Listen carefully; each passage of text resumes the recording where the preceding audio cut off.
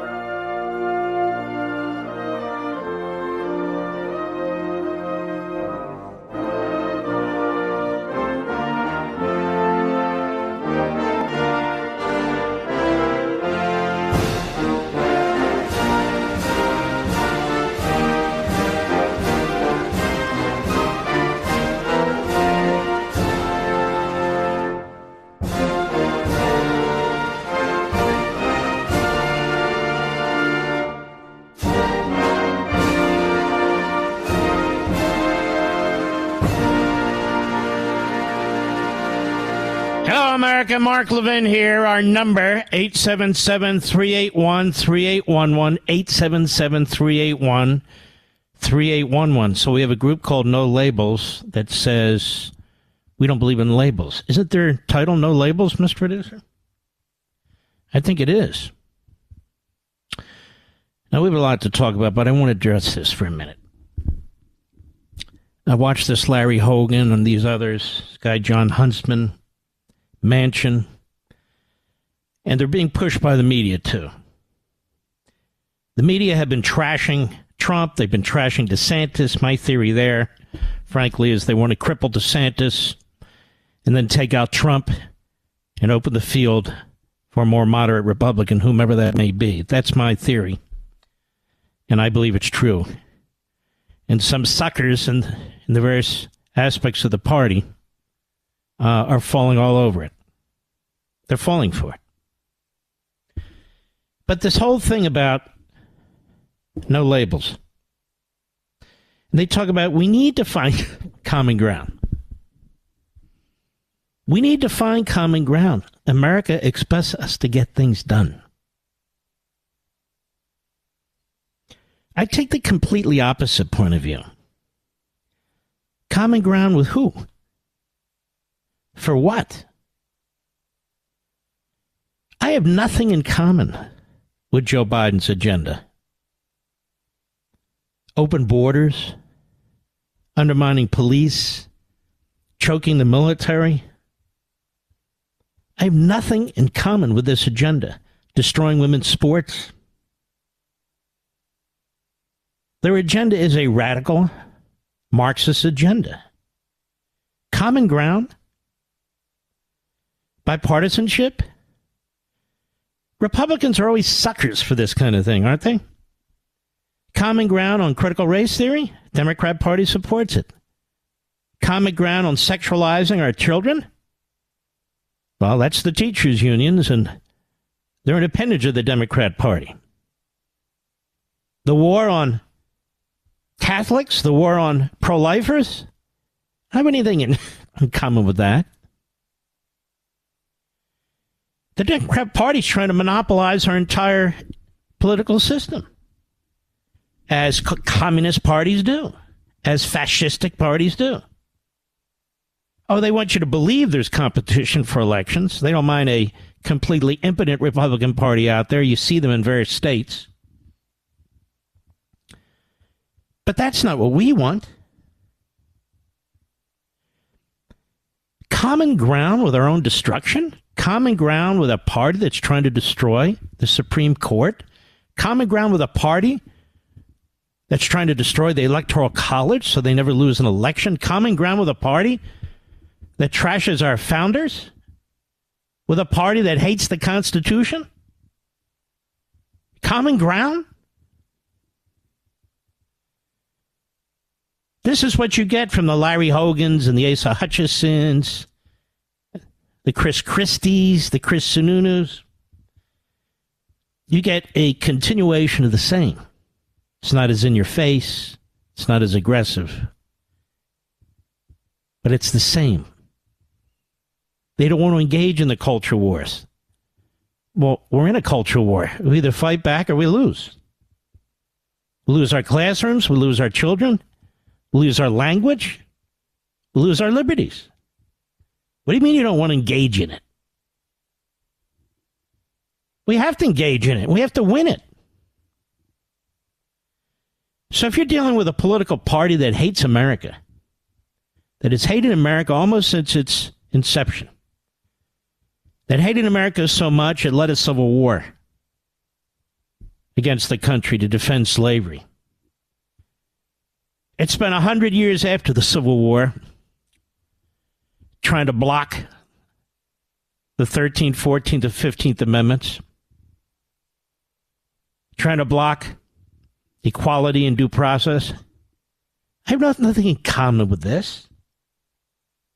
It wasn't that long ago when the Democrat Party was pushing eugenics, especially for black people.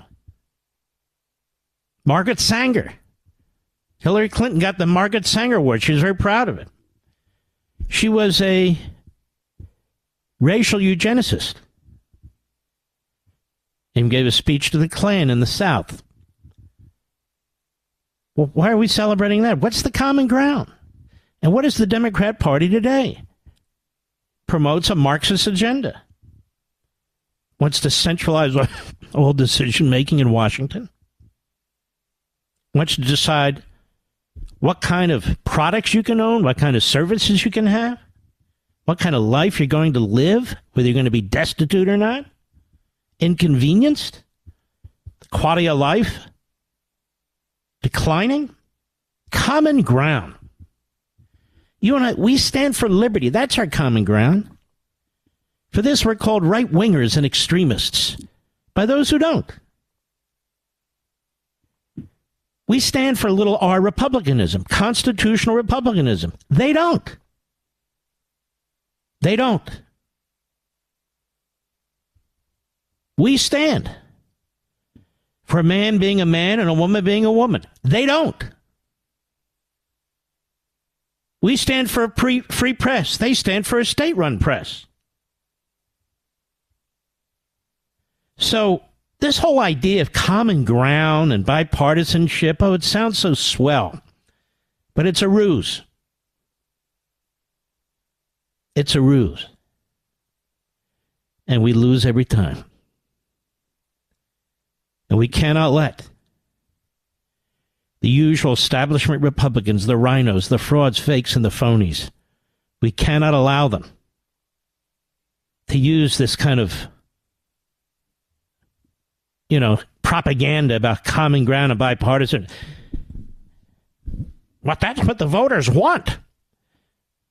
The voters want, if it's presented to them properly, at least most of us, to be left alone, to buy whatever kind of car we want, to raise our children, not with a village or a teacher union in the way. We want people to be able to have free speech on the internet. We want experts to be able to provide us with their best information. We don't want equity. Equality is what we want. And we want liberty. Common ground, let me be very clear about this.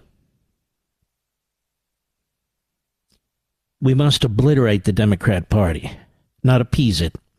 It is the enemy, like any other enemy. But it's a more dangerous enemy. It's a more complex and daunting situation. Because within the United States, it uses liberty to destroy liberty. It uses the Constitution to destroy the Constitution. It uses the wealth and prosperity created by capitalism to empower government and destroy capitalism. It's the enemy. There is no common ground. unless you're prepared to surrender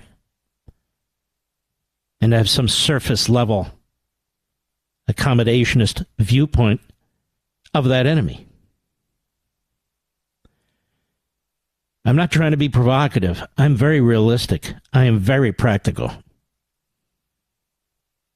But Mark, you're a conservative activist. And what does that mean? It means I believe in our country, in our founding document, the Declaration, in our founding governing document, the Constitution. I believe in these things. I mean, it's what all Americans should believe in. So no labels, they say. No labels. They want to take out DeSantis, and they're working very hard on this. In other words, they want to weaken him and cripple him. They want to take out Donald Trump and imprison him before we even get to vote. It's essentially what the prosecutor said to the court last week. No, we don't want to move the prosecution till after the election. Well, they seek to put Trump in prison. So they want to put him in prison while the election's going on. Can you make common ground with that? Of course not. So I have a completely different view of the situation and what must be done. The Republican establishment wants to be called bipartisan, even if it means sitting back and watching the destruction of America.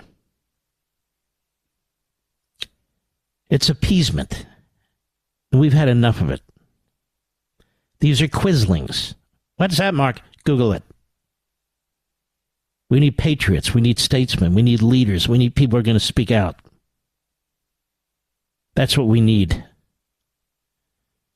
So when you look at these Republicans running, put aside all the propaganda, and by that I mean even from the other campaigns, the personal attacks, this is all done because each one of them wants to win. But you need to take a sober look at each one of these people. Not what they tell you to look at, but what you decide to look at. And you need to make a decision. Who's capable of saving this country? And who will say one thing and then sell us out the next day? If we don't win this election, and then immediately thereafter set our sights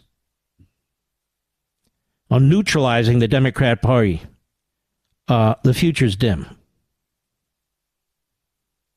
The Democrat Party, as I said to you, is more than a party. It's more than a political party. It's more than a cultural party. It is the government party, or as I call it, the state party, backed by the state media, backed by the massive, indestructible, it seems, administrative state. These are all the signs and characteristics of totalitarianism. So I thought I would lay that out, make it clear. It is all in the book. The Democrat Party hates America. This isn't about making some kind of superficial arrangement with them. They have no interest in that. They're trying to destroy us. They call you names. They hate your faith. They're destroying the nuclear family. I mean, how much more of this we're going to take? No labels. No, we need labels. Right from wrong, good from evil, liberty versus tyranny. No, we need labels. I'll be right back. Mark Levin.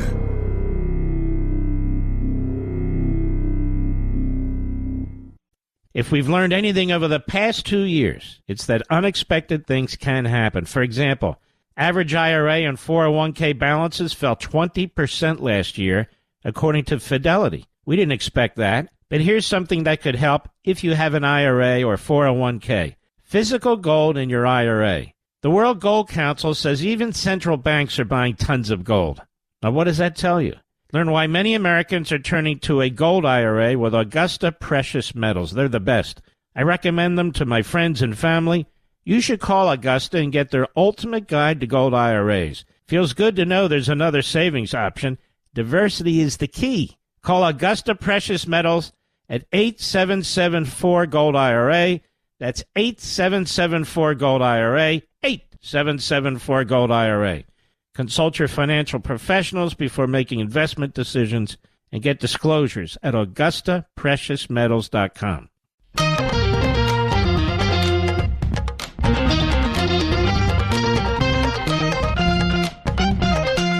I want you to listen to this. Representative Pramila Jayapal, she runs the group, the caucus in the House, the so-called progressive caucus, in other words, the out-of-the-closet Marxists. And this is what she said Saturday during one of these leftist organizations, Netroots Nation. Cut one, go. Can I say something as somebody that's been in the streets and has participated in a lot of demonstrations? I want you to know that we have been fighting to make it clear that Israel is a racist state, that the Palestinian people deserve self-determination and autonomy, that the dream of a two-state solution is slipping away from us, that it does not even feel possible. It does not even feel possible. And I want you to know that while you may have arguments with whether or not some of us on stage are fighting hard enough, I do want you to know that there is an organized opposition on the other side, and it isn't the people that are on this stage. I'll just leave. Maybe I should just walk off. Guys, can I say something? Can I say something as somebody that's been in the streets? All right, we already heard this. You want to find common ground with her? You want to find bipartisanship with her? This constant attack on Jews by the Democrats is really a sign of how vile and totalitarian that party is. You do not see it in the Republican Party. You do not. She's not the only one. There's Omar. There's Tlaib. Here's Omar. Cut two, go. We definitely need people who know what it's like to experience occupation, whether it is in Ukraine or Palestinian people who have now experienced occupation and displacement for 75 years. So in other words, since the establishment of the State of Israel, the Palestinians have found displacement. I want to get into this more when we return. I'll be right back. If we've learned anything over the past 2 years, it's that unexpected things can happen. For example, average IRA and 401k balances fell 20% last year, according to Fidelity. We didn't expect that, but here's something that could help if you have an IRA or 401k. Physical gold in your IRA. The World Gold Council says even central banks are buying tons of gold. Now, what does that tell you? Learn why many Americans are turning to a gold IRA with Augusta Precious Metals. They're the best. I recommend them to my friends and family. You should call Augusta and get their ultimate guide to gold IRAs. Feels good to know there's another savings option. Diversity is the key. Call Augusta Precious Metals at 8774-GOLD-IRA. That's 8774-GOLD-IRA, 8774-GOLD-IRA. Consult your financial professionals before making investment decisions and get disclosures at AugustaPreciousMetals.com. The only show with a warning label, The Liberals. The Mark Levin Show. Call him now at 877-381-3811. I'm definitely a trendsetter, which is shocking to me, especially when it comes to clothing. Definitely a trendsetter. More and more people on Fox are now wearing ties. My buddy Hannity doesn't wear a tie anymore. The guests don't wear it. And by the way, I'm all for that. I hate ties. I hate them. They're stupid. Particularly when it's 100 degrees out. It makes no sense to me. It's like you see these old pictures, people going swimming. It looks like they're wearing overalls 110 years ago and so forth. I just want to reiterate something. You heard Jayapal. You heard Omar. You've heard Tlaib in the past. You hear Charles Barkley today with his racist comments. I guess it was yesterday, which disappoints me. I used to like the guy, but I don't like him anymore. You're going to be a thug, then there's plenty of thugs out there. Things need to be labeled. They need to be labeled. There's good, there's bad. There's liberty, there's tyranny. There's men, there's women. There's anti-Semites like Jayapal. There's men's sports, women's sports. We claim that by these people that only they are listening to the public. Is typical of self-righteous movements and people. It is. We've been listening to the people. What do you think I do here all day? Or a lot of people listening to the people. What's that have to do with anything? But how do you reach common ground on CRT, sexualizing children, and all the rest? So I have a completely different view. Mine lines up with Scalia. We played that audio for you last week. The government is set up for gridlock, for shared power, for slow action. The entire Constitution, that's how it works, or doesn't. And there's a lot more down the road I want to say about this. It's just ridiculous. So, this is the latest ruse. It's the latest ruse. It's what it is. And I wouldn't get caught up in it too much. I don't have a problem politically. You can run as whatever you wish. You know. Go for it. And typically these sorts of things, well, I don't know if that's true, actually. When a major third-party candidate, Perot, he actually heard George H.W. Bush and helped elect Bill Clinton. So I also think maybe some of that's going on. I don't trust the Democrat Party. They're power at all costs. They've gone a long way in destroying our electoral system. I don't trust them.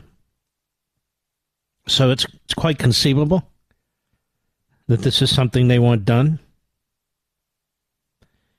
But given the extreme radicalism of the Democrat Party, its overlay with American Marxism, its use of the criminal system to go after people they disagree with, citizens, as well as Donald Trump, their use of an opposition, their use of espionage tactics and monitoring people and censoring people from public social platforms, monitoring 1 million people accidentally, of course. 300% increase in the monitoring of American citizens by this administration. Federal judge lays it out what this administration has been doing to destroy free speech in the First Amendment. It's also trying to destroy the Second Amendment and other aspects of the Constitution. The Constitution means nothing if we don't have virtuous people. Freedom, as John Adams said, means nothing if we don't have virtue. Freedom to do all kinds of things. Freedom in and of itself is not great. Individual freedom in a civil society is great. Freedom of some in some countries to murder people, to rape people, to steal from people, that's not great. It's the civil society, law and order, a justice system that is fair and equal. Not perfect, fair and equal. That's where liberty counts. So, None of these people will ever come on here. They'll never come on my Fox show. They'll never come on my Blaze show. They won't come on my Westwood One radio show. They're not going to. I wish they would, because I want to have this discussion with them. What does it mean, no labels? What is the suggestion there? And what do you mean by extremism? You and I, we're not extreme. We endorse our history. We endorse our founding. We endorse our independence, Declaration of Independence and Constitution. We endorse our economic system. We love the idea of a traditional family. We love all these things. Why are we extreme? It's the other side that lights a match to all of it. They're extreme.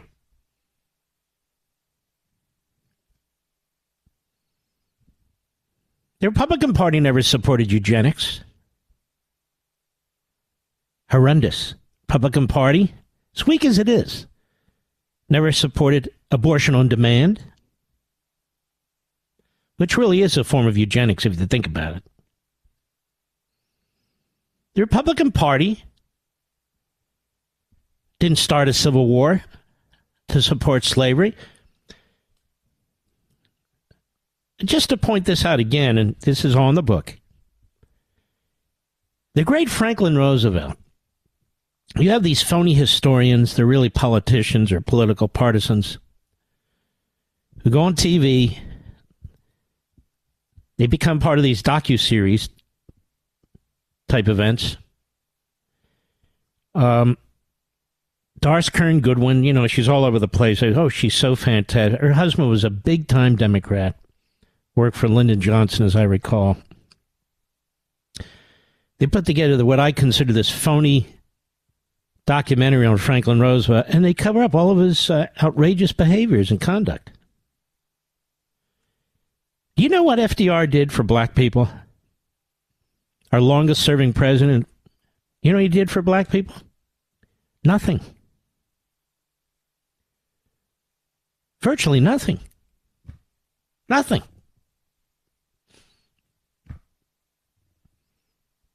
Wouldn't even sign a federal anti-lynching law in 1940. Nothing. That's the truth. And yet, what do the typical historians tell us today? Is this great leader? Of whom? Exactly. He imposed on the nation a different kind of economic system. He empowered the central government like nobody before. That's why they like Roosevelt. That's why they like Lyndon Johnson, who was a horrendous human being. Horrendous. The way he treated women, the way he treated blacks, the way he treated people generally. Sleazy man. But he's one of their icons. Why? Massively grew the government. Lyndon Johnson didn't have an epiphany and suddenly turned from a racist right into the early 1960s to a civil rights leader with the 1964 Civil Rights Act. That's not what happened. Even his own biographers tell you that's not what happened, and yet that's the propaganda that's out there. The New York Times, the most reliable state media imaginable. It is a mouthpiece for the Democrat Party. Simply no question about it, and always has been. Always has been. We read things in the New York Times, they're regurgitated through other media outlets. This is what we're fed. Is there another corporation on the face of the earth, media or otherwise, that could survive the bloody history of the New York Times? No. But it has to be protected. Why? Because it's it's an essential propaganda tool of the Democrat Party. The Democrat Party is the state. The New York Times is Pravda. It's that simple. They play the game. They play the game. But that's who they are. So to me, it's not a question of no labels. To me, it's a question of more labels. Accurate labels from us. They call us all kinds of stuff. When I sit here behind this microphone and I talk about Marxism, economic socialism, these are factual. They're definitional. It's not spin. It's not propaganda. It is what it is. In fact, I try to peel away the propaganda, don't I? Nobody was calling these people Marxists until you folks got American Marxism, and we talked about it for about a year. Now senators and congressmen who are afraid to use the word, instead they would use progressives, radical liberals, socialists. Now they use it. And we have to become aware of the language, why we and I use certain words, make certain arguments, and even put the title on a book. The Democrat Party Hates America. This is something that needs to become part of our mindset, of our explanation to other people, of our understanding of what's going on in the country. No labels is just a place where the gutless Manchin, Huntsman, other frauds and phonies want to go. And they throw us in with the left. These are people who can't get elected. Huntsman wanted to be a president. He failed. Then he became the ambassador. It was, I think, to China for a period of time under Obama. Just because that guy has no principles doesn't mean you and I should join him or even agree with him. Language is crucial. So what's happening here with the whole no labels propaganda and campaign you're seeing on TV, which is a very small percentage of the body politic, but it's being pushed very hard by the media now. They are trying to control how you think. They're trying to control what you say.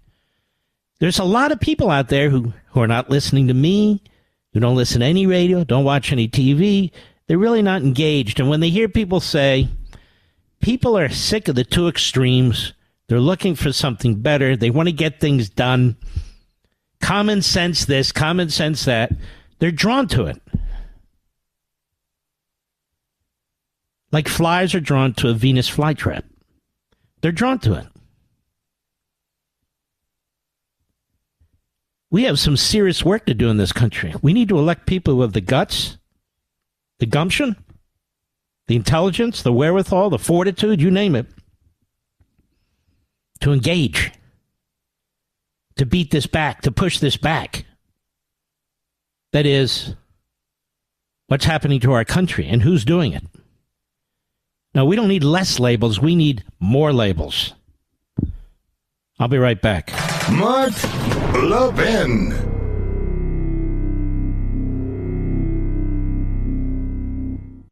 If we've learned anything over the past 2 years, it's that unexpected things can happen. For example, average IRA and 401k balances fell 20% last year, according to Fidelity. We didn't expect that, but here's something that could help if you have an IRA or 401k. Physical gold in your IRA. The World Gold Council says even central banks are buying tons of gold. Now, what does that tell you? Learn why many Americans are turning to a gold IRA with Augusta Precious Metals. They're the best. I recommend them to my friends and family. You should call Augusta and get their ultimate guide to gold IRAs. Feels good to know there's another savings option. Diversity is the key. Call Augusta Precious Metals at 8774-GOLD-IRA. That's 8774-GOLD-IRA, 8774-GOLD-IRA. Consult your financial professionals before making investment decisions and get disclosures at AugustaPreciousMetals.com.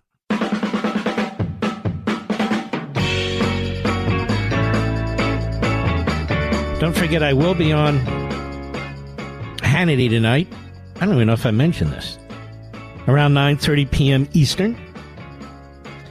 It is the first day of the rest of your life. No, it's the first day of the new primetime lineup. Sean is sort of the steady Eddie there. And so he's on at 9. It's a perfect time. And he asked me, come on, every week, twice a week. I said, no. So I try and do it every 2 or 3 weeks. Now, on Life, Liberty, and Levin on Sunday, you'll note that I took aim at Chris Christie. Because Chris Christie defends Christopher Wray. They were friends when they both worked at the Department of Justice under George W. Bush. Tells you a lot about Christie. And I went through chapter and verse of all the outrageous behavior by the FBI when Chris Wray has been sitting there since 2017. It's still going on. It's going on in a horrific way. He had to agree to send those SWAT team members to Mar-a-Lago. He hasn't objected to the Merrick Garland, the infamous memo against parents in this country. You can go down the list. He's done basically what Biden directs him to do, what Garland directs him to do, what Jack Smith directs him to do, and Christie says that's fine. Well, you know what? He should join the No Labels movement. Then he says, based on a provocative question, he could beat Donald Trump's ass in a UFC cage. First of all, can you imagine this guy putting on shorts and going into that cage without a shirt, Mr. Producer? And by the way, he'd be winded in about 24 seconds. But what kind of a stupid comment is that? That just shows you the guy's a punk.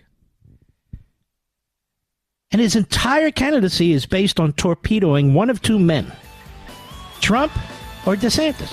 That's it. It's not a presidential candidate. That's a political assassin. I'll be right back. This segment of the podcast is exclusively sponsored by Pure Talk. Pure Talk offers great coverage and can save your family money on your wireless bill every single month. Go to puretalk.com to find the plan that's right for you. Thank you again for listening, and thank you so much for this sponsorship, Pure Talk. He's here. He's here.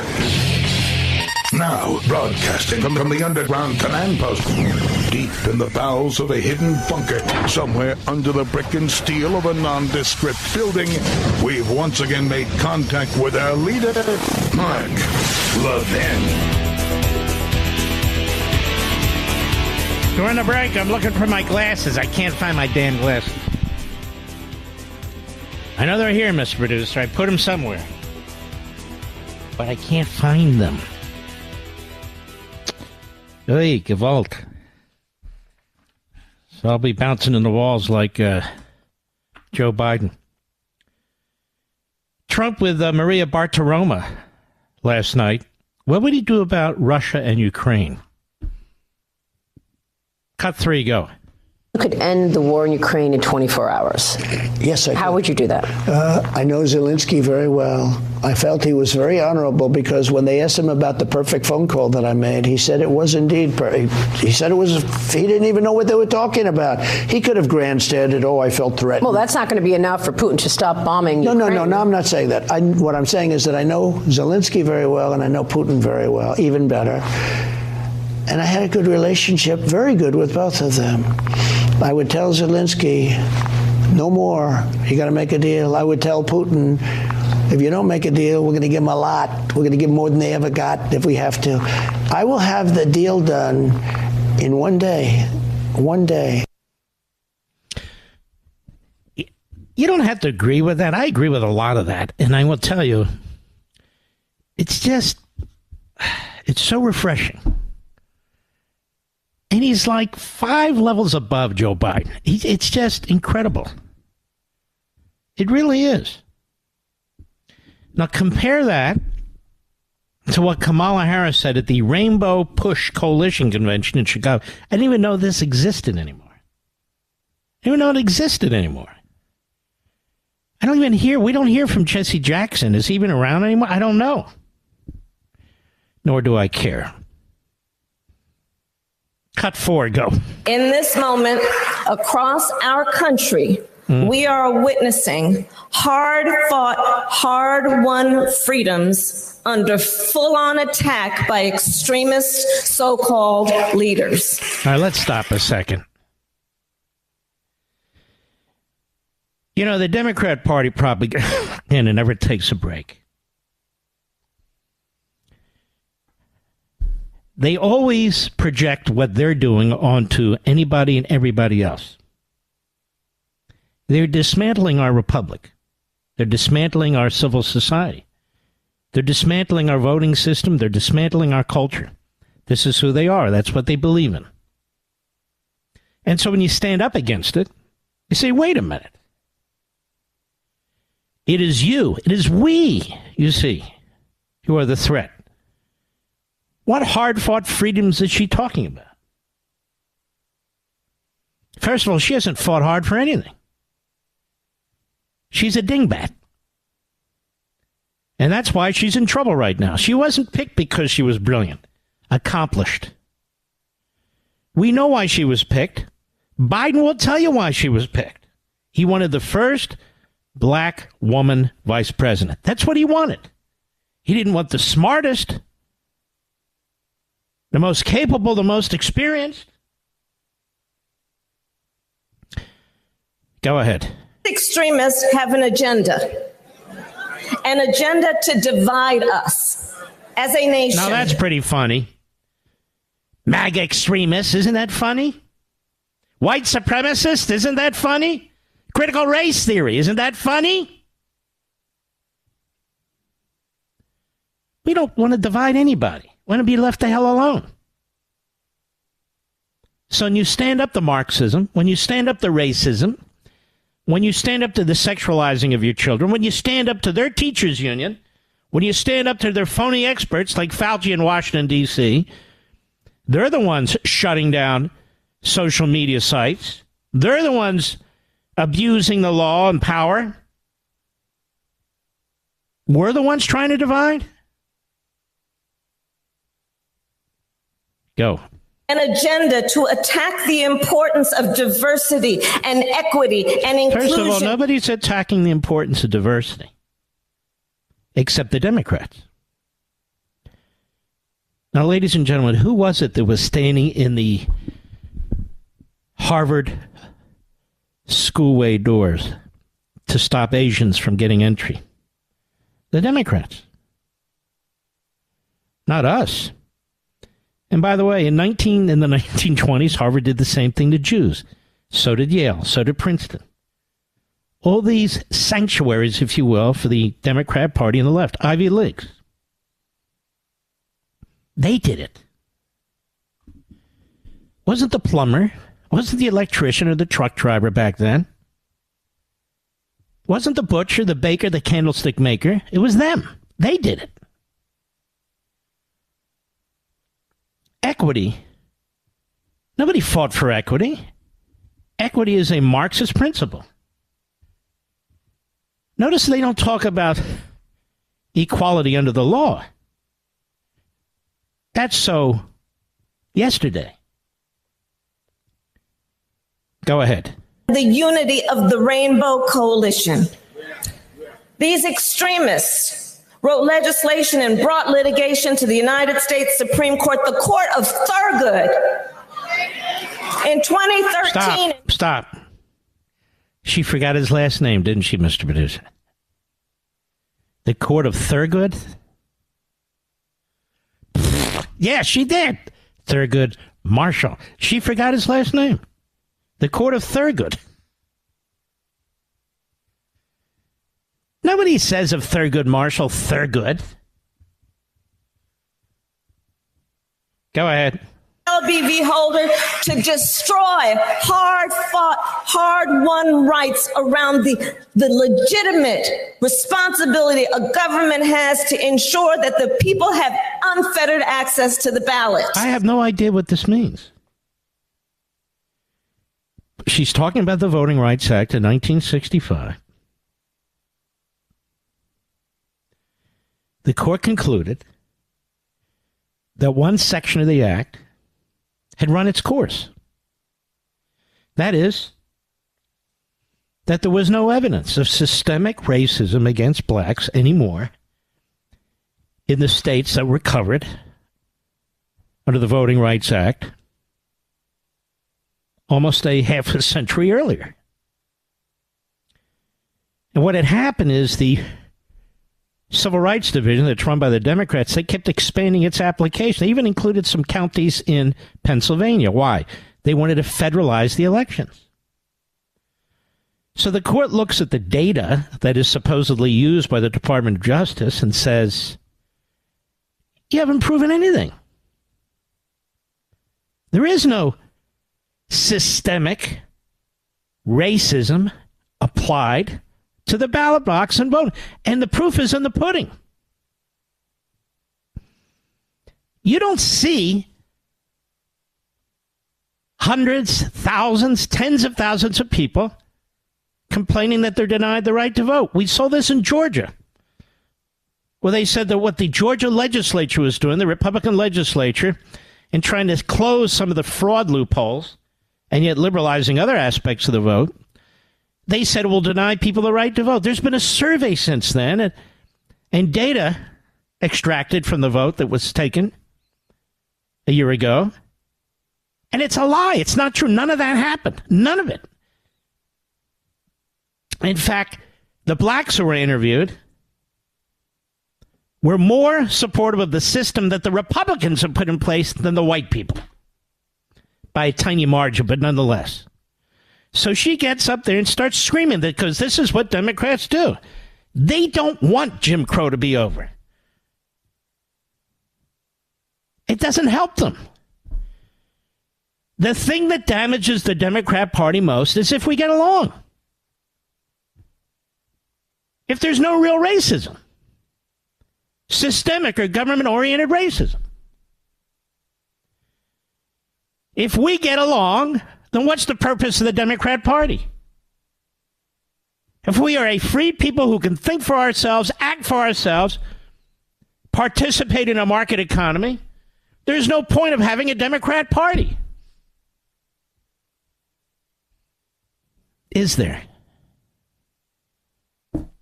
Cut 5, go.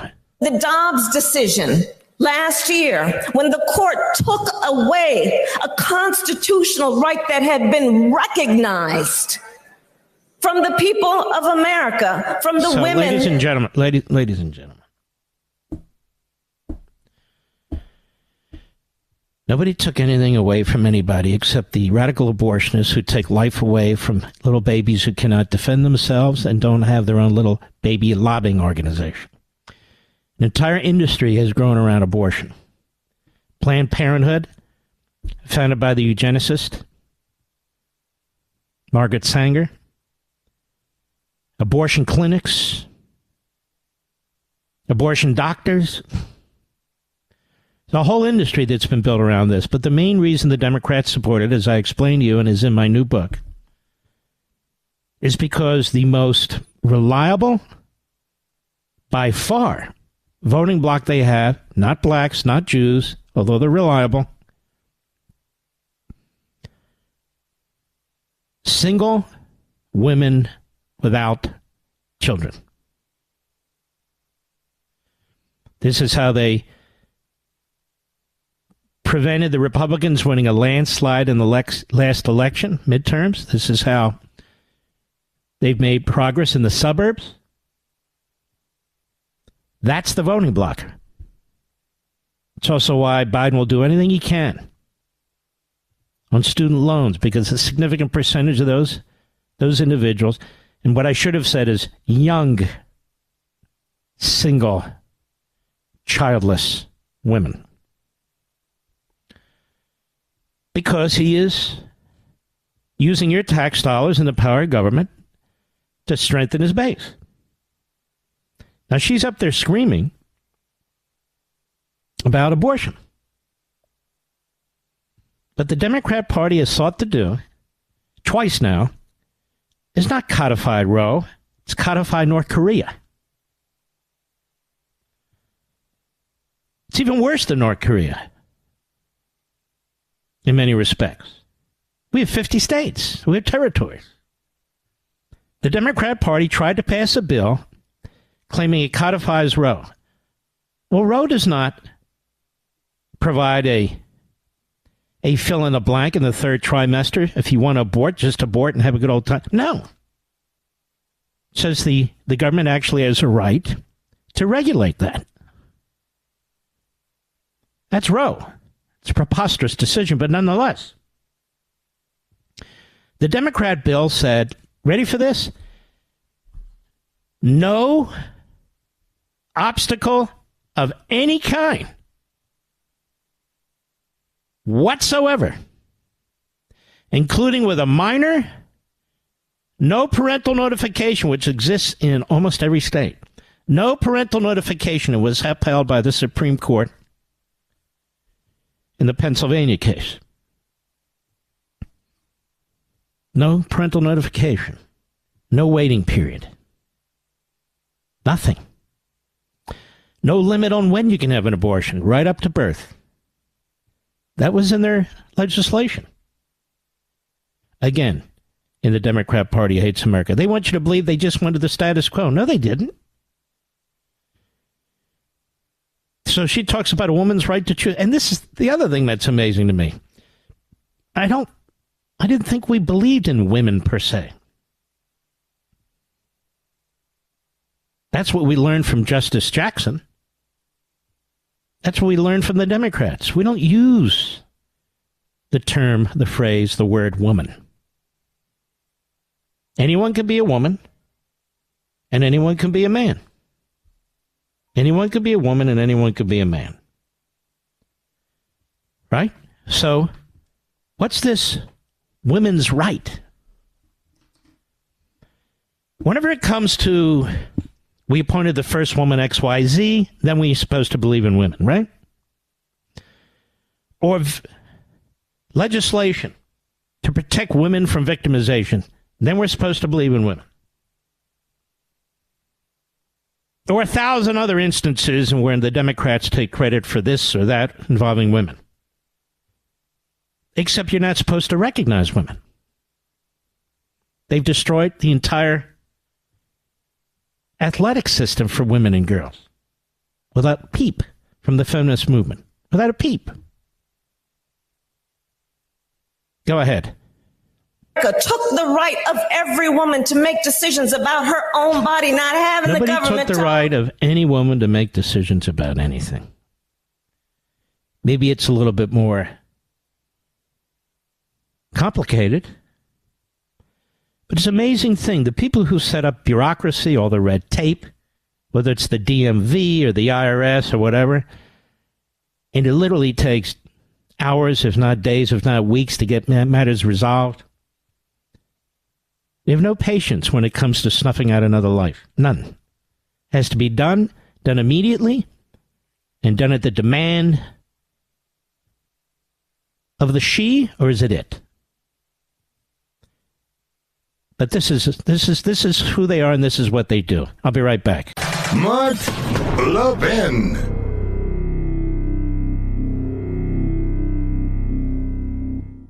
You know, a company's looking for you when they actually upgrade your service and don't charge you for it? This is great news, and for new and current Pure Talk customers. Pure Talk just added data to every plan and is including a mobile hotspot with each one, with no price increase whatsoever. Now, if you've considered Pure Talk before but haven't pulled the trigger, take a look again. Just $20 a month for unlimited talk, text, and now 50% more 5G data, plus mobile hotspot. Just $20 a month, folks. This is why I love Pure Talk. That also happens to be veteran-owned and only hires the best customer service team right here in America. Most families are saving almost $1,000 a year while enjoying the most dependable 5G network in America. Just go to puretalk.com and enter promo code Levin Podcast to make the switch to Pure Talk, and you'll save an additional 50% off your first month. Again, go to puretalk.com, enter promo code LEVIN Podcast, and make the switch to my cell phone company, Pure Talk, today.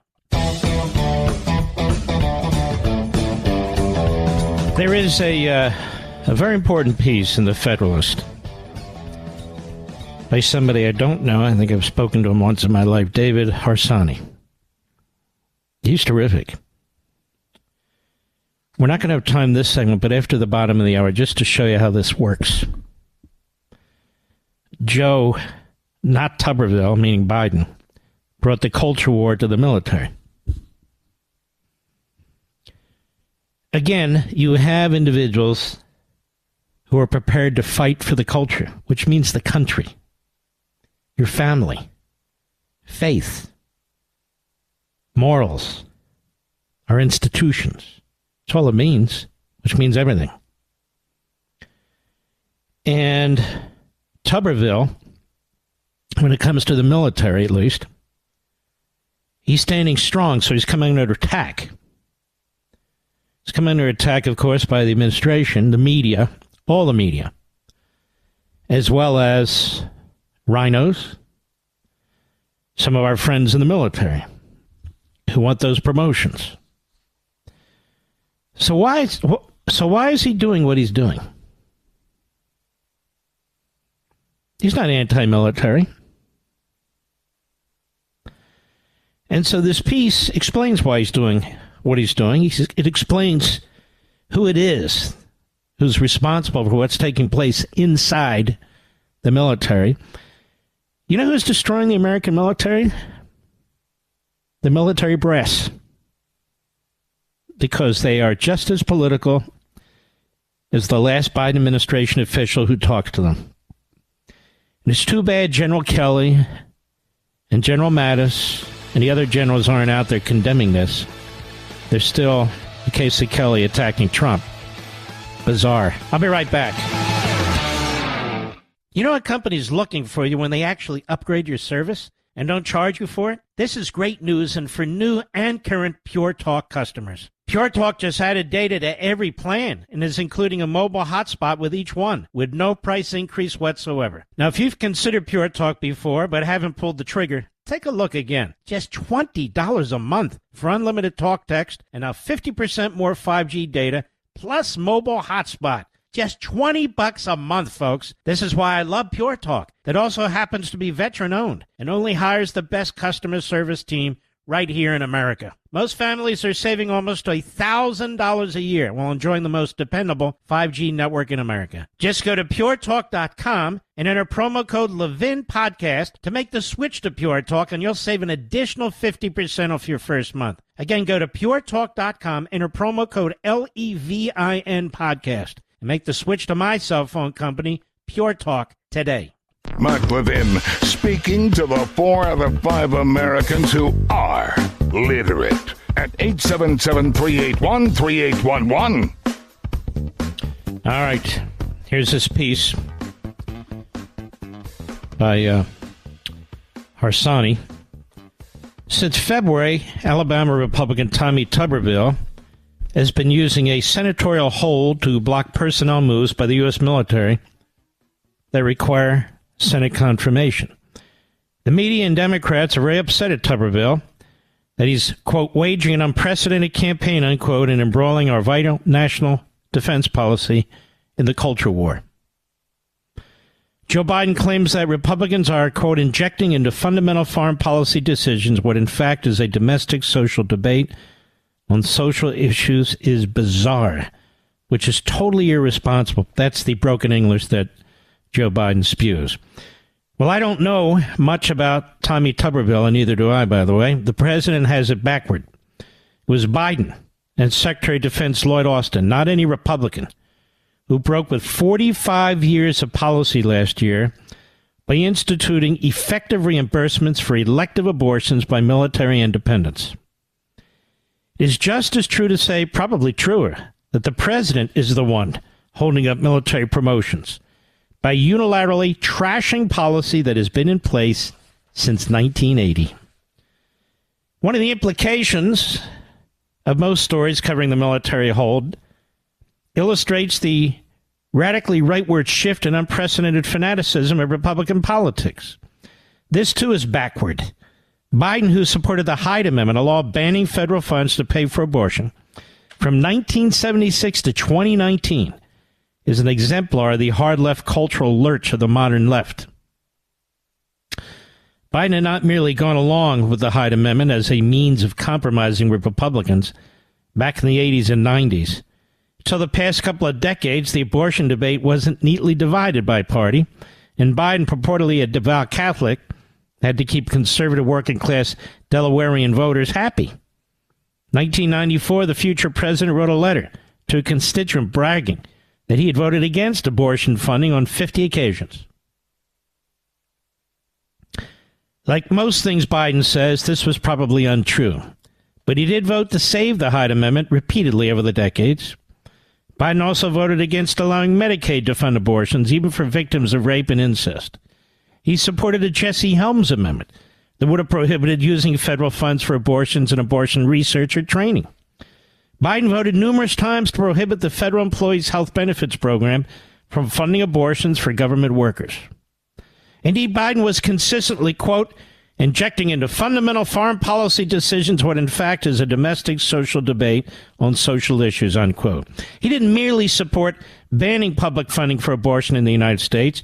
He wrote an amendment to the Foreign Assistance Act for years, referred to as the Biden Amendment, that barred U.S. foreign aid from being used in any research related to abortions.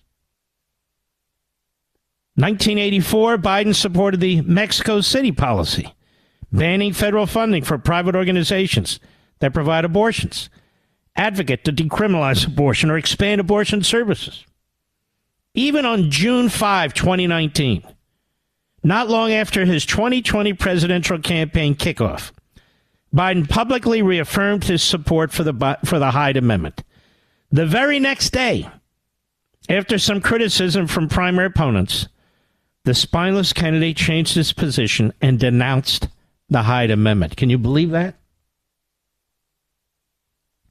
For what it's worth, virtually every poll on the question of public funding for abortion, even ones that offer a misleading framing of the issue, find most Americans support banning taxpayer funding for abortions. Poll support doesn't mean much in my book, he says, Harsanyi, but it does put to rest the idea that Tupperville is taking on some kind of fanatical position outside the mainstream. Then again, today, Biden, the man who twice voted for partial birth abortion bans and once supported overturning Roe v. Wade, backs state-funded abortions on demand from conception to crowning for any reason, including eugenics and sex-selective abortion. For the first time in history, wants to implement the policy in the United States military. Bizarre indeed. Bizarre indeed. Why is that? Because Joe Biden has been a chameleon politician his entire life. And in order to become president of the United States, he cut his deal with Bernie Sanders. They probably want something like this. Bernie, you're not going to win anyway, but you don't have to. I'm going to incorporate your ideological agenda into mine. I must have the support of the progressives, a.k.a. the Marxists within the Democrat Party, to win the nomination and to win the election. When he won the nomination, ladies and gentlemen, he went from there to create, remember that 110-page policy document? He appointed Bernie Sanders supporters and other Democrat socialists. That's what they call themselves officially. Throughout these various committees, they came up with this document. And he didn't change a word. He supported the whole thing. He's now instituting it across the government.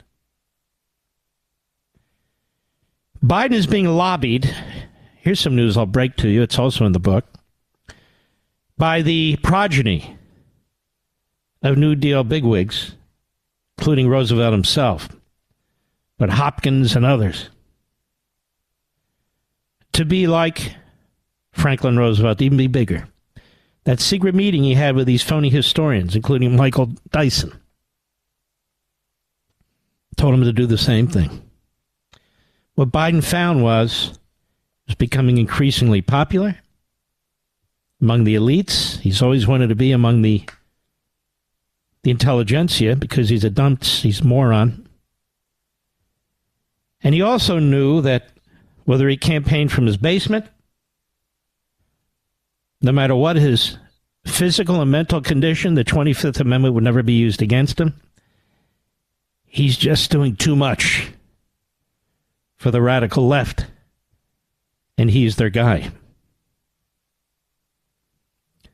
He's destroying the United States military. He's destroyed the Border Patrol and ICE. He's destroyed the Department of Justice and the FBI beyond where it already was. But he's the one that launched the culture war at the Pentagon. And it's the top brass there who are destroying our military from within. If you're Communist China, you're a big Lloyd Austin fan. You're a big General Milley fan. You're a big Biden fan. They cannot believe their good luck.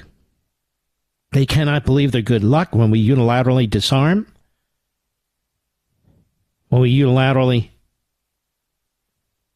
refuse to increase our military to keep up with theirs. He cannot believe his good luck, Xi. It's amazing, isn't it? This Tuberville thing, of course, Jake Tapper talked about his comments about white nationalists and so forth. Actually, Tuberville sounded like Joe Biden of old to me. I don't like it. But the Democrat Party and the state media, they'll shine a light on one and not the other. Today, of course, Joe Biden is the great civil rights leader. And to hear Kamala Harris screech, as she does and did, about what the Republicans are doing, how we're destroying the military, and how when the House Republicans pass the NDAA without trans rights, without abortion rights, without funding for abortion, they are hurting our national security. They're tearing the country apart. They're stealing hard-gained freedoms, they say. I don't know. I don't think most of the civil rights leaders of the past, I don't think most of the black community thinks that transgender rights was part of the civil rights movement. That men being women and women being men was part of the civil rights movement. I don't think they think that for a minute. But Kamala will say it anyway. Just a little footnote. And I normally wouldn't even tell you this, but just to expose this operation, it's called Mediaite. I call it Mediocreite. It's a one-way site that endlessly attacks Fox hosts, conservatives, Republicans, Trump, DeSantis, me, others. But I thought last night was particularly pathetic, and I expose them constantly because they deserve to be exposed. I do my monologue, as you know, I'm passionate. Apparently, I didn't even notice there was a piece of paper in my hand, and I quickly dropped it and quickly picked it up. And they essentially say, you know, I got so angry that I dropped the piece of paper. That was quite a stunning revelation in that story, wasn't it, Mr. Producer? Well, many of you have commented on this. I'll just tell you. A minor neurological issue. So, from time to time, my hands shake. Sometimes my head will shake. Not a lot, just a little. Trust me, it's more annoying to me than it is to you. And as the neurologists out there know, there's some medicine for this, so I take it from time to time, but not all the time. That's why the piece of paper dropped. Nothing to do with anger or anything else. Maybe you ass wipes over there at Mediocreite ought to get real jobs. I'll be right back. Mark Levin.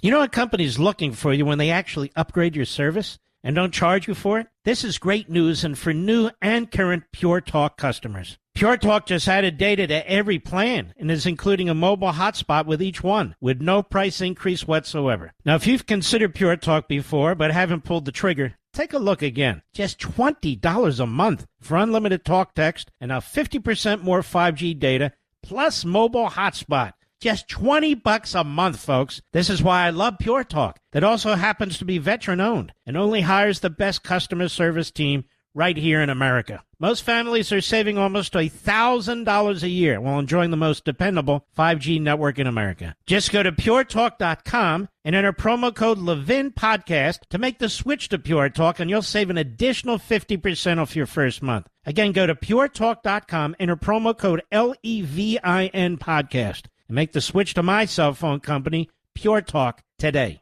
By the way, I want to thank you folks. After my Life, Liberty, and Levin program, so many of you went over to Amazon.com. You gave Chris Rufo a huge push, which is good. This guy he really is historic in many ways in what he's done, as are others, but he deserves a shout-out. He's written a fantastic book, and many of you ordered my book as well, The Democrat Party Hates America. I can already see the growing opposition out there, not even among Democrats as much, and we'll get there, the media. You'll see what I'm talking about. But Republicans, can't we all get along? Look at the book. I mean, how are we going to get Democrat votes for that? Well, first of all, you got to read it, because we're not even talking about people who are registered Democrat and voting Democrat, although I have to wonder why under these circumstances, particularly if you love your country, because that party does not. Now, this is aimed directly where it needs to be aimed. And I want to tell you something. Even though Simon & Schuster is attacked from time to time, they didn't object to anything I put in this book. They didn't object to the title of the book. They're 100% behind the book. And they will take some S for backing the book. Because most of the publishing world and most of the author world are not made up of people like you and me. It's like Hollywood, if you will, or the media, if you will. So that's a big deal. And I want to thank them. We're published under the Threshold Editions, which is one of two of their conservative units. Well, they have liberal units, too. It's not like we're the reptiles at the zoo. I'm just saying. And they've truly done a fantastic job. They really have. The people at Threshold, second to none. Second to none. And when I finally finished this book, you know when I finished this book, Mr. Producer, and all the editing? 1 o'clock this morning. And I had to get it out today, overnight it, because the printers, none of these publishers own their own printing house, their own printing shops. We're in line to get this thing printed, and we're printing a hell of a lot of books. So there you go. Hot off the presses. I'll be right back.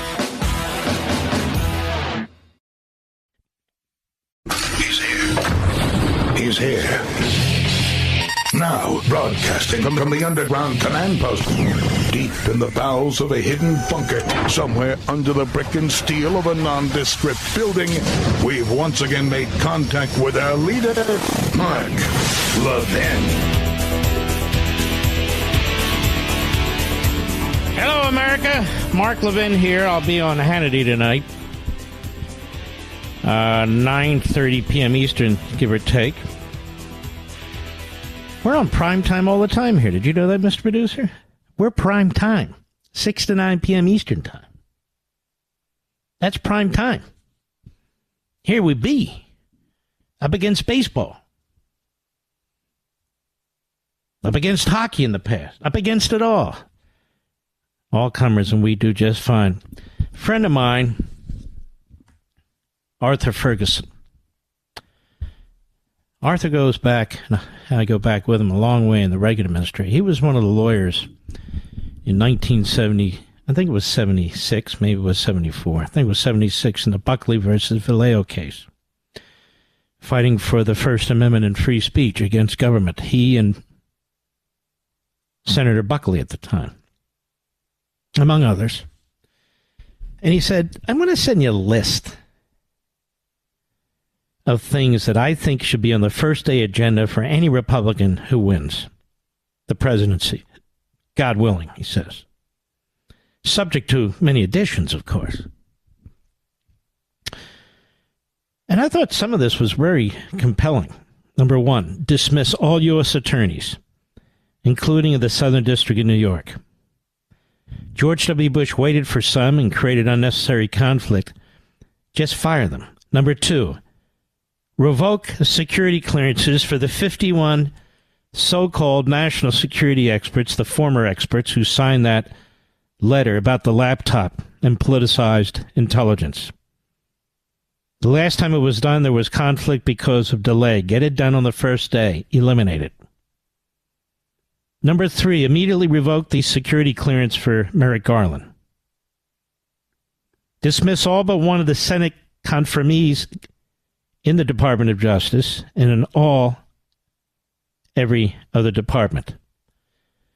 Because you have to have someone who had something. So pick the least offensive until you get your team in there.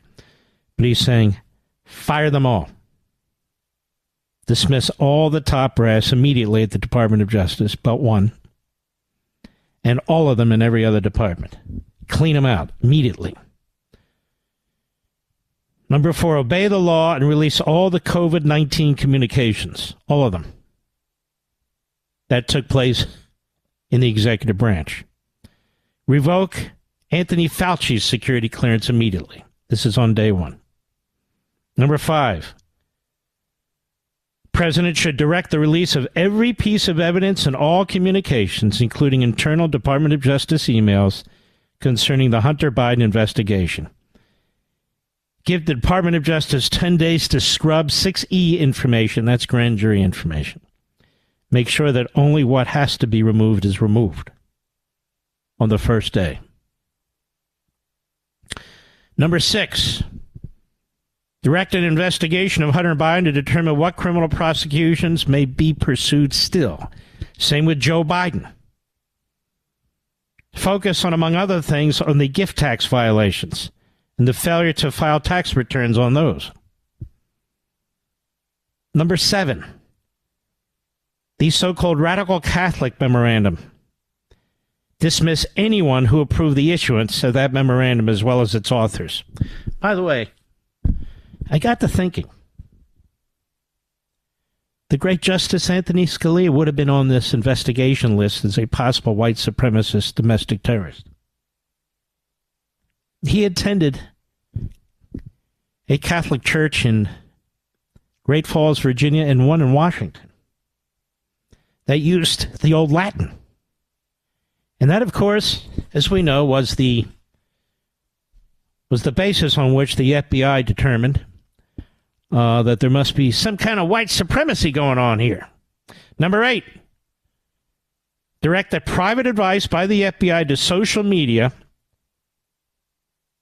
to cease publishing items be stopped except for national security information. Dismiss the 81 agents who acted as well as all superiors who directed or approved the actions, and release all their emails involved. All of them. Number 9. By the way, do you think Chris Christie would do any of this? Think Asa Hutchinson would do any of this? I think there's only 2 of them who would do this. Trump and DeSantis. Number 9, direct all communications, including all internal communications relating to the parents as domestic terrorists in that memorandum, and dismiss everyone who approved it or was involved in any way. Number 10, advise the top 350 corporations in America that they have 30 days to dismiss all employees without proper residency authority papers, after which DOJ will prosecute companies for conspiracy to violate our immigration laws and pursue disbarment of any lawyers who refuse.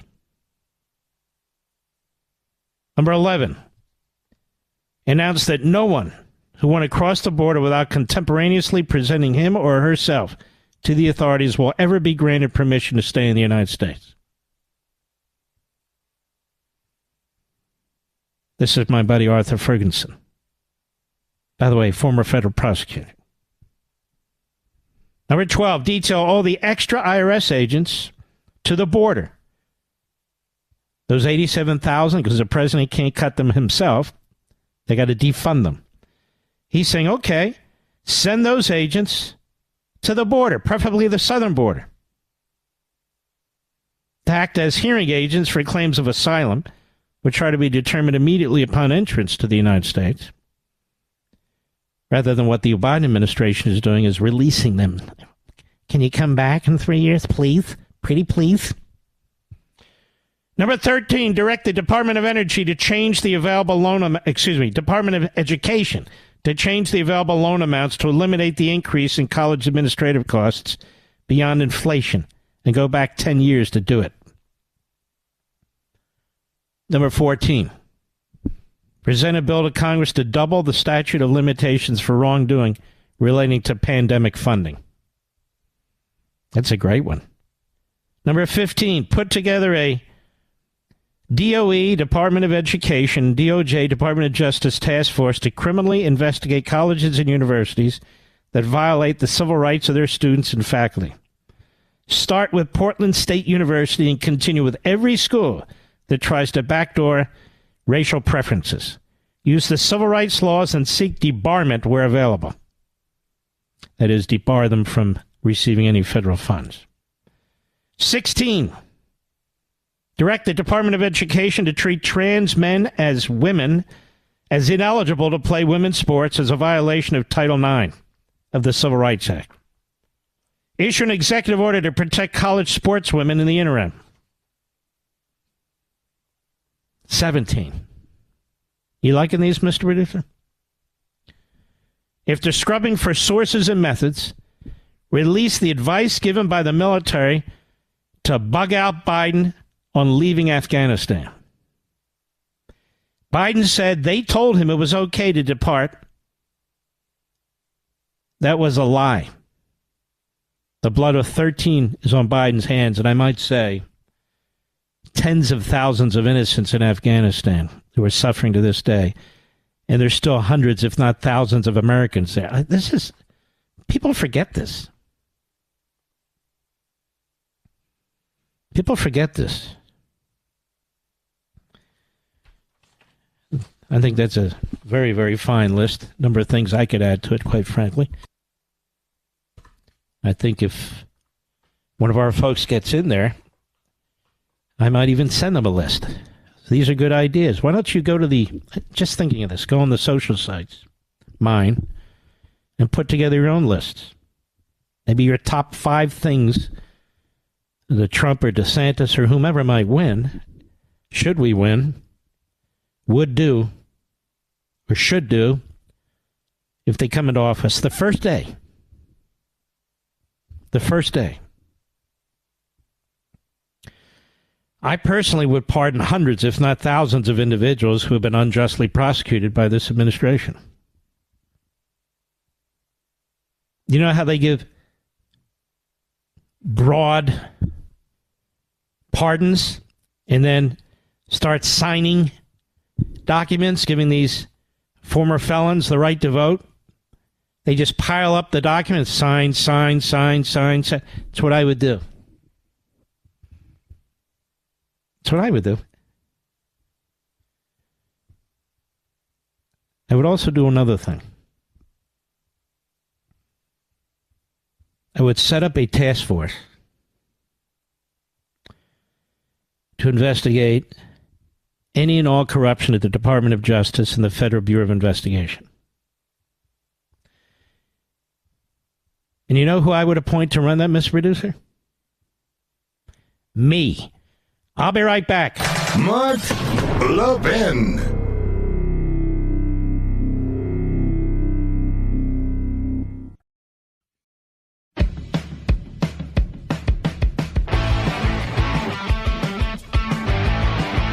I have to laugh. I'm thinking of this. This No Labels group. I can't get it out of my head. What's the name of your group? We don't have a name. We're No Labels. What? We're No Labels. So that's the name of your group? No, we don't have any name. We're No Labels. They just said you're No Labels. Exactly. Exactly. We're No Labels. So you're called No Labels. That's right. No Labels. No, wait a minute. Do you have like a mailing address? Or a P.O. box? What do you have? What do you say? No labels? No, we don't have a label. So you're called we don't have a label. No, we're called nothing. We have no labels. No labels. And then they expect this to be a juggernaut. Everybody's going to vote for it. Where do you stand? Conservative, liberal? Nowhere. What do you mean nowhere?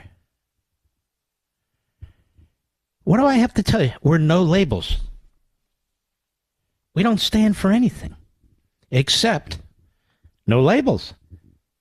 We just want to get along. It's like a Rodney King. We just want to get along. So I should vote for you because you have no labels and you just want to get along? Exactly.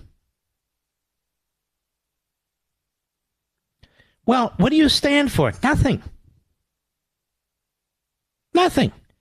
We have our 30-point agenda, yes?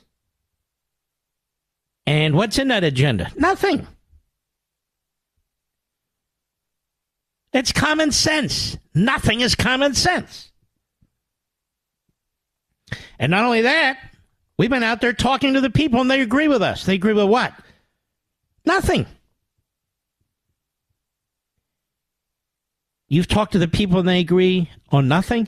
Exactly. It's common sense. What's common sense? Nothing.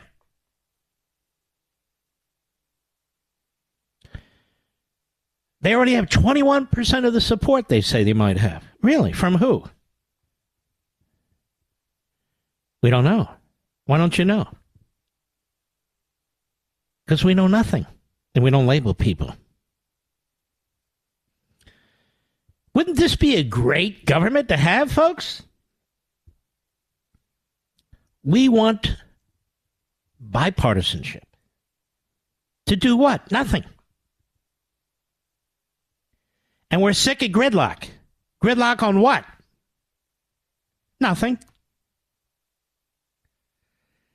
But the whole Constitution, separation of powers, 3 branches at each other's throats. Even the legislative branch is bicameral. The individuals are elected differently. They have different constituents. The courts are lifetime appointees. President runs, vice president runs for the entire country and so forth. The whole system is set up, checks and balances. Then we have the states under the 10th Amendment. The system is built for gridlock. Can't get anything done because the framers didn't want you to do a whole lot. In fact, they didn't want you to do a whole lot at the federal level at all. Just the basics. That's why. Do you understand what I mean? You're obviously a white supremacist. I thought you didn't believe in labels. Except when it comes to white supremacists. That label we believe in. Well, I don't see how I can vote for you because you're a white supremacist. I thought you believed in no labels. We do believe in no labels. But I spoke to the folks, common sense, bipartisanship. We believe you're a white supremacist. Now you say no labels. Can we label a man based on his genitalia and a woman based on her genitalia? First of all, we don't use the word man and the word woman. Why? No labels. No labels. No labels. Okay. I'm completely confused. Citizens, non-citizens, no labels. Linguini or veal chop, no labels. By the way, what's your name? What do you want it to be? You see how stupid this is? I'm voting for them. Why? They stand for nothing. So basically, they're unprincipled. They have no morality. They have no ethics. They have no substance. You're voting for them because you're voting for their common sense and what they think should be bipartisan. Now, why would you do such a stupid thing? Why would you do such a stupid thing? Now, see, I could interview these people. None of them will come on, but I would interview them. The fact that they call themselves no labels is a label. I'll be right back. Mark Levin, the thunder on the right. Call in now, 877-381-3811. Here's breaking news from Just the News. John Solomon, a recently retired FBI supervisory agent, told Congress behind closed doors Monday, today, that the FBI tipped off Joe Biden's team and the Secret Service in late 2020 about a plan to interview Hunter Biden in his criminal tax probe, corroborating allegations from 2 IRS whistleblowers. If they do not impeach Merrick Garland, I mean, you got Asa saying, well, there's not enough there. I don't know why Asa would say that. It's so ridiculous. If they don't impeach Garland, then they are basically celebrating his lawlessness. I mean, they're impeached. They impeached Trump at the drop of a hat, criminal investigations, indictments. All right, guys, they're scared to death. The FBI agent who worked alongside the IRS whistleblowers on the Hunter Biden case, when he was assigned to the Wilmington field office, gave his account in a transcribed interview before the House Oversight and Accountability Committee, providing fresh evidence of alleged political interference in the treatment of Joe Biden's son. It's called obstruction of justice. He corroborated several aspects of the account IRS whistleblower Gary Shapley and a second agent gave Congress last month, including that law enforcement's plan to conduct a surprise interview in early December 2020 with Hunter Biden about alleged crimes was foiled by the tip-off. The agent, whose name was immediately made public, and he's going public apparently tomorrow or the next day, said the Bureau told both Joe Biden's transition office and the Secret Service, creating a tip-off that thwarted the planned interview. The night before the interview of Hunter Biden, both Secret Service headquarters and the Biden transition team were tipped off about the planned interview, said Comer, chairman of the committee. On the day of the Hunter Biden interview, federal agents were told to stand by and could not approach Hunter Biden. They had to wait for his call. As a result of the change in plans, IRS and FBI criminal investigators never got to interview Hunter Biden as part of the investigation. He was never interviewed. Justice Department's efforts to cover up for the Bidens reveals a two-tiered system. I wish our guys would stop saying that. You can't have a two-tiered system of justice in a corrupt Department of Justice. You have no justice. You have cover-up and you have abuse. Well, those are two tiers. They're not tiers.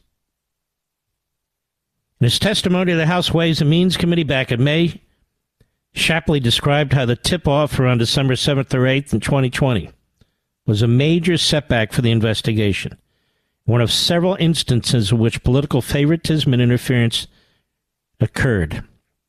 If we ever do get a Republican back in the White House, these guys should be getting the Medal of Freedom. I was informed that FBI headquarters had notified Secret Service headquarters and the transition team about the planned actions. The following day, Shapley testified, "Hey, Chris Christie. Hindenburg Chris." Should I get back to my old name for him? Which was Krispy Kreme. "Hey, Krispy Kreme Crispy. Christie. This is your buddy, was director of the FBI since 2017. He said the alert afforded Hunter Biden and his team an opportunity to obstruct the investigation. Shapley and his IRS colleague are slated to testify in public for the first time Wednesday. That'll be unbelievable. And of course, the Democrats are going to run interference. They're going to run interference. The party of tyranny does that sort of thing. They don't want anything exposed. They're all in on the FBI. The FBI is doing what the Democrat Party wants it to do. So for them, there is no oversight needed. In the interview with Congress on Monday, aides said the retired FBI agent said, "Bullet, multiple witness interviews were planned in the Biden family probe for December 18, 2020, with he and Shapley assigned to interview Hunter Biden. Bullet, late on December 7, 2020, Shapley and the FBI agent learned that FBI headquarters had notified Secret Service headquarters about the Hunter Biden interview and that the Biden transition team was also notified, contrary to the original investigative plan. Bullet, the next day, the FBI agent and Shapley were instructed not to approach Hunter Biden's house and instead would have until Hunter Biden contact them. An instruction the FBI agent said he had never before gotten. Bullet, Hunter Biden never approached them, and the interview never happened." This is all fine by Krispy Kreme Christie. You know, I want him to come on the show, Chris Christie. I really do. I also want to offer him free membership, Mr. Producer, and FU, Fatties United. He certainly meets the requirements. He meets the merit system. That is, you're as wide as you are tall. Your arms are like ultra short on your body. You're slobbering all over yourself, even when you're talking. You have a massive head that doesn't really go with your body. And basically, you look like the Michelin thing. What is that? The Michelin dummy? Michelin Man. Except in all honesty, and I mean this truthfully, the Michelin Man looks better than Christie. Just saying. You know what Christie looks like? He looks like Rosie O'Donnell. Am I right? In the right light, they're like identical. Identical. He's going to go in the ring in the UFC, in the cage, he says. He's going to kick Trump's ass. That's fascinating. Can you imagine people saying that? I mean, whatever they did, like they're going to like throw up whatever they've been eating. The guy, he has to come in without a shirt. He's going to waddle in there. They got to find a pair of shorts for him. I guess it'll be custom made. I don't know. Mark, why do you keep criticizing him? Well, because he's a bully. I don't like bullies. I don't like bullies. He's a bully. All right, Mr. Reader, what do you want me to do here? Oh. Do I owe you a read? Yes, our friends at Hillsdale. I'll be on Hannity at 9:30 p.m. Eastern, thereabouts. Remember, Mr. Producer, I was explaining, and I mean this in all sincerity,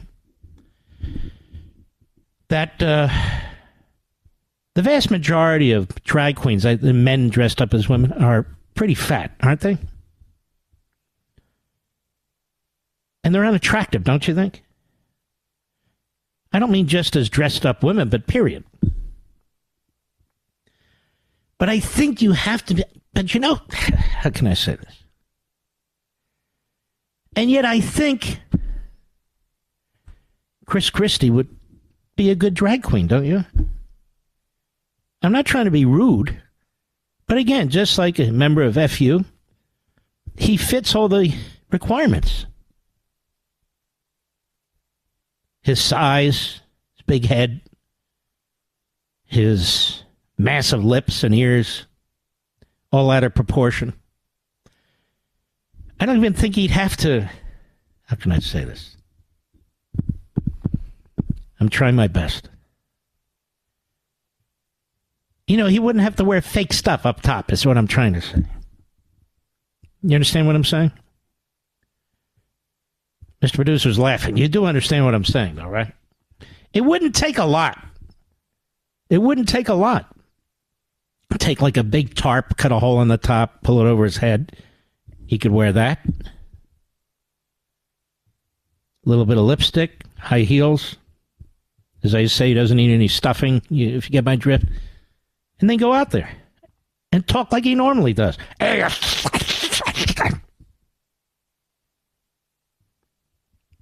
I want to be president. I could take Trump in the ring, after all. God help us. I'll be right back. Mark Levin.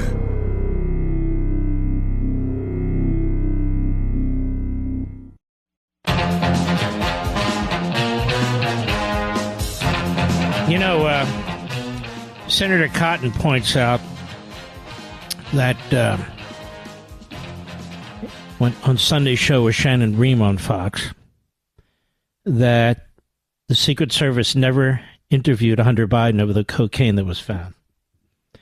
Now, the lie is out there because lies constantly surround this family and their supporters, that they weren't in the White House. They were in the White House. They left later that evening. So why wouldn't they just interview the guy? The Secret Service has been poisoned like the FBI has been poisoned. They are the tools of the Democrat Party. You're Donald Trump, you jaywalked, they're going to throw a 20-year at you. Now, just as a matter of reason, if you're a cop or detective out there, wouldn't Hunter Biden be the first person you interview? The guy's been a cokehead. He's had great difficulty breaking the habit. They claim he's broken it for a year now, but that doesn't mean he actually has. You're Joe Biden. You're up to this. You're up to your eyeballs in this stuff. You're telling the Secret Service, leave him alone. You're up to your eyeballs in all of it. Because your son is the go-between when it comes to all these corrupt deals. Hiding your money, distributing the money, setting up these phony companies. I don't want to hear 5 years from now that the New York Times admits that Biden was corrupt and all the rest. You know, enough of that crap. Oh, I'm sorry, we were wrong about the way we covered the Holocaust. Meaning they didn't. Oh, yeah, that one came out, but it wasn't even that apologetic. Oh, we're sorry that we were the mouthpiece for Joseph Stalin in America while he was slaughtering Ukrainians. Something the Russians like to do, apparently. No, I'm sorry, we missed that one. Oh, and they, of course, they helped install Fidel Castro in Havana. Oh, is the New York Times sorry about that? Oh, yes, of course, we're so sorry. And they covered up for Biden with the laptop, and they'll do whatever they have to do. Because they're not a newspaper, they're a corporation. They use media-like activities to advance a cause, to advance an ideology, the 1619 Project, and the racist hack that came up with it. I skewer her in the new book, by the way. I have more information there on her than you've definitely ever heard. But she's embraced, and her project is in thousands of school districts. Oops, no labels. I'm sorry, she's not a Marxist. She's not a racist. I didn't mean to say that. No label. Not a she. I don't know what the hell she is. It. Whatever. It. She. Me. I don't even know what to say anymore, Mr. Producer. I use hand signals now. I use hand signals. So rather than speak, I have my hand, go up and down like it's speaking. You ever try that, Mr. Producer? So if you can't say words, at least maybe people can try and figure out what you're trying to say. So we're running out of ammo. Now, the McGovern wing of the Republican Party blames it on the Ukrainian war. Of course, we didn't run out of ammo when we were fighting in Afghanistan for 21 years, but we're running out of ammo. Why are we running out of ammo? Yes, Chris Christie in the background. I need a tasty cake. All right, Chris, sit down. Frankie, what do you think? Because we haven't manufactured enough. Frankie, I'm going to name you to head the Joint Chiefs of Staff. Folks, we're slashing in key areas in defense spending. We're not spending enough on defense. Why? Because the Democrats and Biden don't want to spend it, and the George McGovern wing of the Republican Party doesn't want to spend it. So we can't get a majority to agree. So what do they do at the White House, Mr. Producer? They blame Trump. Trump did it! Trump! He ran our ammo low. It's low. Blame it on Trump. No, I think we'll blame it on Biden. He's a putz. I didn't get the Charles Barkley's audio. You can get it online. Rednecks and a-holes. Don't drink Bud Light. Used to like this guy. He can go to hell. Let him drink all the Bud Light he wants. I don't even drink. But really? Because people don't agree with you? We salute all you heroes out there. Please take a trip over to Amazon.com. It's 40% off. You're going to love this book. And I'll see you on Hannity in about 30 minutes on Fox. God bless each and every one of you.